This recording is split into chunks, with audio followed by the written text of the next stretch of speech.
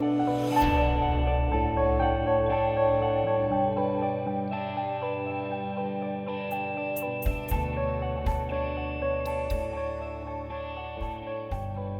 be a proper white guy session if we actually didn't take the time to take people through the kind of work that YPA has been doing in this calendar year.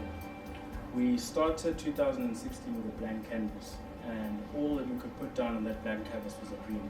We've been engaging in session engagements in order to upskill ourselves and upskill our membership, give people access to be open-minded and laterally thinking. Asking questions around what type of leadership do we need in the country at the moment. I think most of us are currently disillusioned, a little bit confused, frustrated with the current status quo, and we're looking for some kind of guidance and inspiration from people who we believe are fighting the good fight. Mr. Pityana is the convener of Save South Africa, and they've been quite vocal around their expectations of the type of leader they want and the type of president that they want. And I think this platform is for us to have a conversation, a candid conversation around those topics, but more specifically to ask him questions around his current role in the private sector and to what extent the private sector has or has not had a seat at the table. And I address you today with mixed feelings. Let me start with the positive. A very happy person because I took a great deal of pride in discovering that there are people in the leadership of my organization, my lifetime movement, the ANC, who had a sense of courage to confront their inner feelings and speak the truth. You follow the journey that got us to where we are. We start off as a celebrated country and a celebrated people because we confronted the scourge of one of the most horrendous systems of discrimination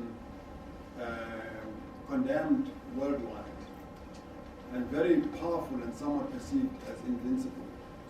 At a point, we so mobilized the world behind what we believed was correct that the anti-apartheid movement became the second largest international civil society movement anywhere in the world. So as young professionals, I think that you also have a responsibility. I mean, we all have to play our role in ensuring that South Africa's democracy is protected and that we play our part in shaping it, and the things that you do bear fruit and the beneficiaries of the program that we talk about occupy meaningful places in the South African economy.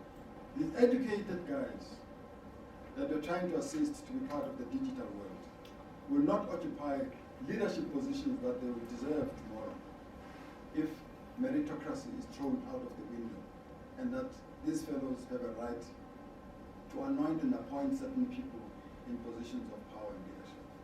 That's what this fight is all about. Thank you very much. My question is, why is it taking so long to act? After Zuma is gone, you did mention that ANC has policies that are obviously good for the prospect of this country. But do you think much will change, and what hope do we actually have that things will improve once he's gone? Regime change is not as straightforward as a powerful government coming in to another country and forcefully toppling a government it doesn't like for its own interests.